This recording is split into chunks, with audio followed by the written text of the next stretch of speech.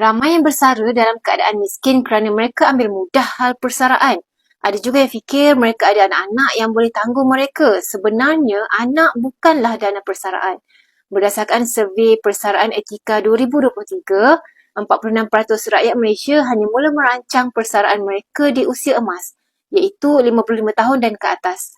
Walaupun anda mempunyai pencen dan simpanan KWSP, simpanan tersebut tidak mencukupi apabila anda ambil kira faktor ekonomi negara dengan kenaikan kadar inflasi yang akan menyebabkan kenaikan kos sara hidup, faktor kesihatan dan kos perubatan yang semakin meningkat dan juga banyak lagi. Jadi sebenarnya selain dari simpanan KWSP dan pencen, anda perlu menambah dana persaraan supaya anda boleh bersara dengan selesa sesuai dengan kos sara hidup anda.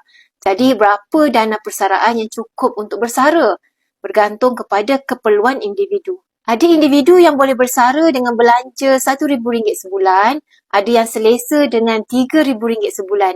Tetapi asasnya di sini sebenarnya adalah perancangan kewangan. Jika anda tidak rancang kewangan dengan baik, dana persaraan setinggi RM750,000 pun yang sepatutnya disimpan untuk kegunaan 20 tahun hanya bertahan selama 7 tahun. Jadi, apa tindakan yang perlu anda buat? Anda yang masih bekerja, ambil peluang sementara anda masih ada pendapatan untuk membina tabungan supaya anda boleh bersara dengan selesa.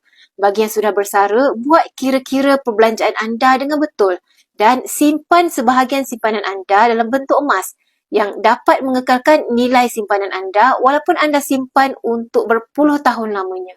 Bagi yang berminat untuk memulakan simpanan emas bersama Public Gold, anda boleh rujuk pin video saya untuk 5 langkah daftar akaun Public Gold dan saya akan bimbing anda dalam cara dan langkah-langkah simpanan emas yang terbaik untuk anda.